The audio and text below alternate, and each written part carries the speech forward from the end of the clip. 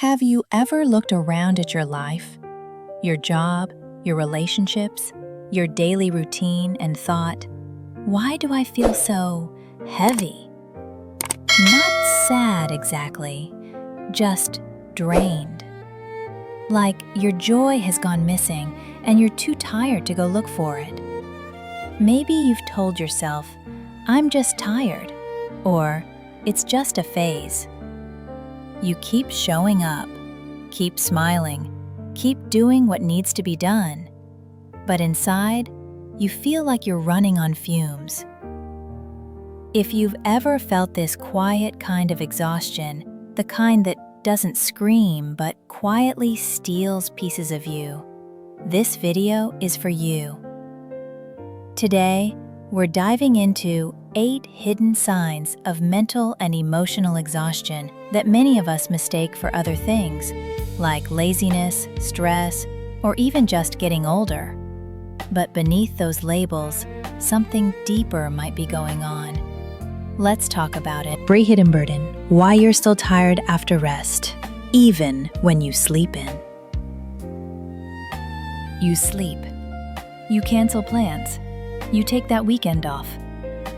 But no matter how much you rest, you still wake up feeling drained. Not just physically, but emotionally, like even breathing feels like effort. This isn't normal tiredness. This is depletion.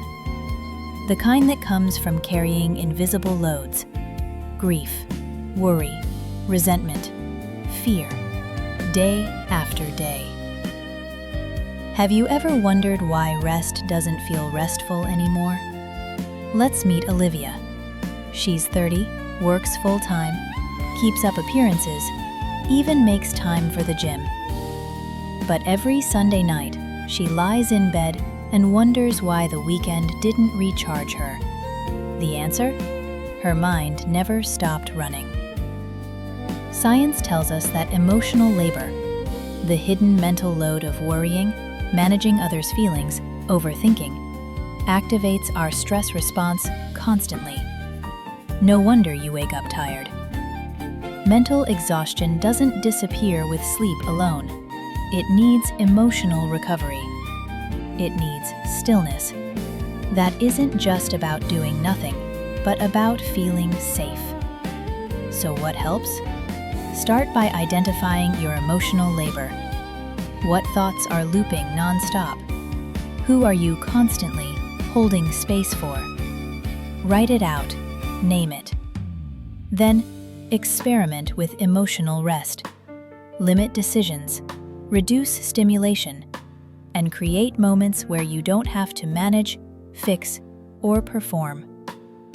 Now let's move to something that often hides in plain sight: the performance of being fine. Battle to be okay. When functioning hides pain. High functioning doesn't mean you're fine. You show up. You hit deadlines. You laugh at jokes. On the outside, you seem okay, maybe even thriving. But inside, it's a different story. This is high-functioning exhaustion, and it's incredibly common, especially for people who've learned to survive by being useful. Sound familiar? Take Nicole. She's the dependable friend, the coworker who never complains, the person who always seems in control. But no one knows that she cries in the car before work, that she rehearses conversations in her head, that she's terrified of being seen as weak. Being high-functioning doesn't mean you're not struggling. It means you've gotten really good at hiding it. The problem? When people only see your strength, they stop asking if you're okay. So here's a gentle reminder. You're allowed to not be okay, even if everything looks fine. Being strong isn't about never falling apart. It's about knowing when to pause, reach out, and let yourself be human. Next, let's talk about something quieter: the slow disappearance of joy. Your joy deficit. When nothing feels worth it anymore. and why that's not your fault. Remember when small things made you happy? That first sip of coffee, a favorite song, even a funny meme? Now, nothing hits the same. You still do things, you go through the motions, but there's a flatness, a quiet question in the back of your mind. What's the point? This isn't laziness. It's a condition called anhedonia, the inability to feel pleasure. It's often one of the earliest yet most overlooked signs of burnout or depression. Do you still remember the last time you felt genuinely excited? Take Jordan. He used to love photography, but lately, even with the perfect sunset in front of him, he doesn't reach for the camera. He scrolls instead, tells himself he'll get back into it soon, but the spark doesn't come.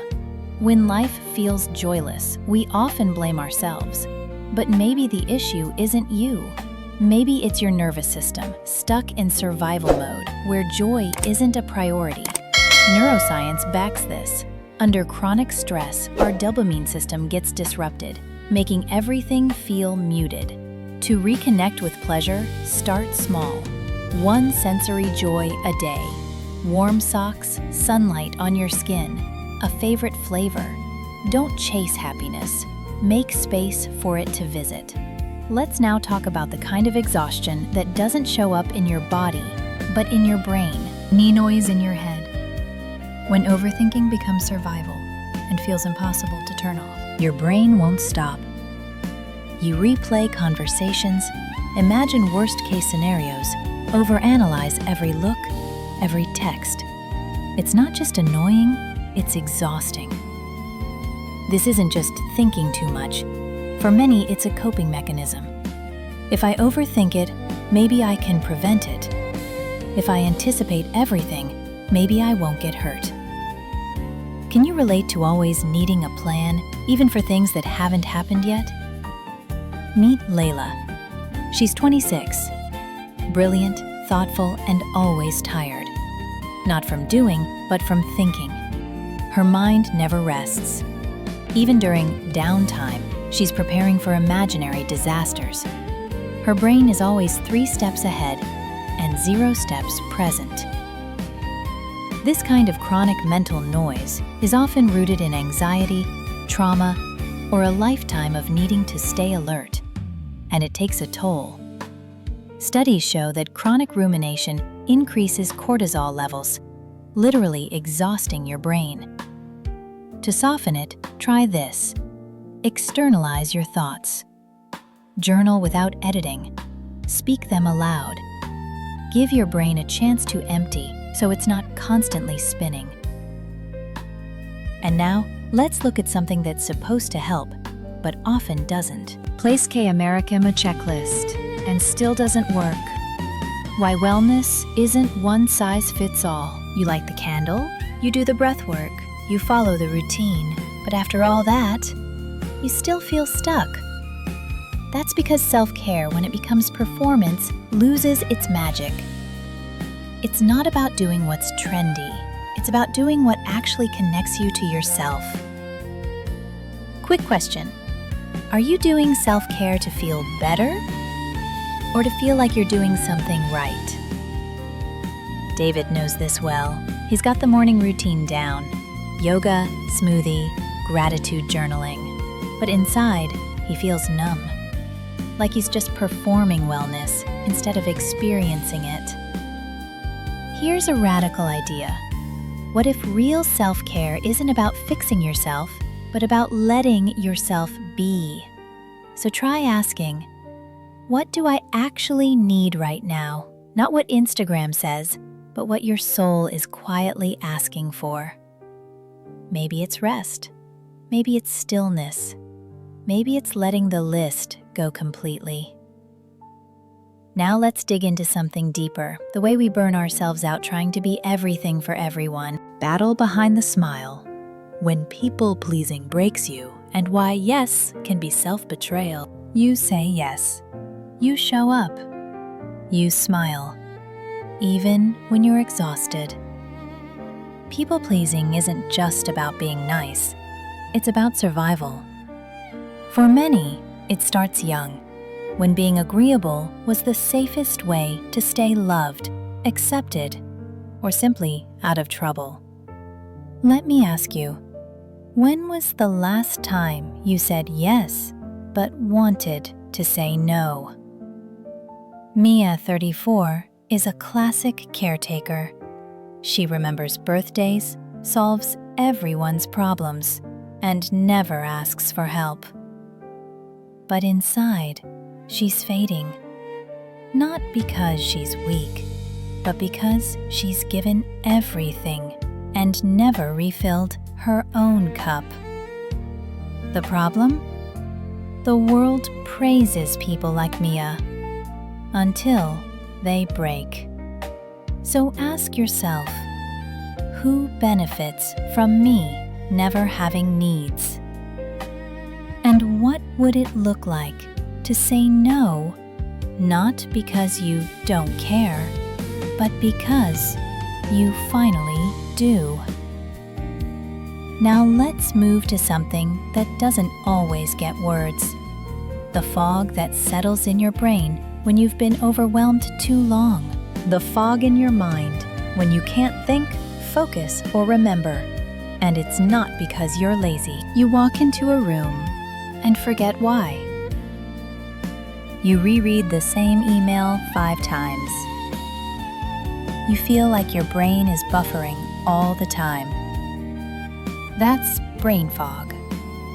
And it's not about intelligence. It's about depletion.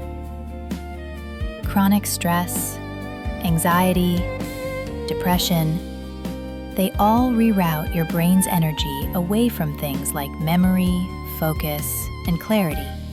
Because when your system thinks you're in survival mode, it prioritizes defense, not depth. Have you blamed yourself for being scatterbrained lately? James used to be sharp, articulate. Now he struggles to form sentences. He blames himself, calls himself lazy. But what he really is overwhelmed. To lift the fog, don't push harder. Simplify. Do one thing at a time.